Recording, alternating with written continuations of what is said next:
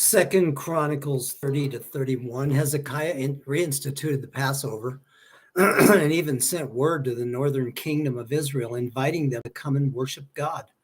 The message was, "For the Lord your God is gracious and compassionate and will not turn his face away from you if you return to him." The text says that some of the hearers laughed at the messengers and mocked them, but that others came to Jerusalem to worship.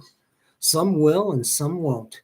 It is our job to get the good news out and encourage them to come to maybe return to this wonderful, gracious, compassionate God who will indeed embrace them.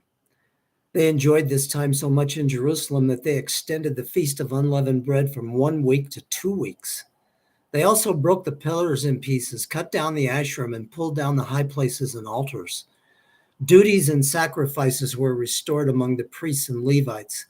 Not all who came from the north had ritually sanctified themselves and prepared their hearts for worship, but their hearts were after God, which is what is really important. And Hezekiah prayed for them, and God healed them and accepted them. Every work which Hezekiah began in the service of the house of God in law and in commandment, seeking his God, he did with all his heart and prospered. What an awesome picture of a man of God and our awesome, gracious, forgiving, compassionate, restoring God. He is looking for each one with wide open arms to welcome him. God is the same today and will welcome those who draw near to him. He is the creator of the universe, and we will all stand before him. One day, every single person will bow before the Lord. We're starting now. John 18, 1 through 18.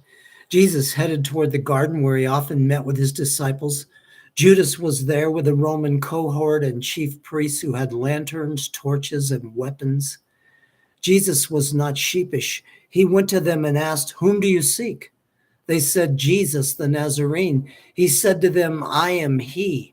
And they drew back and fell to the ground. I think I might have gotten out of there at that point.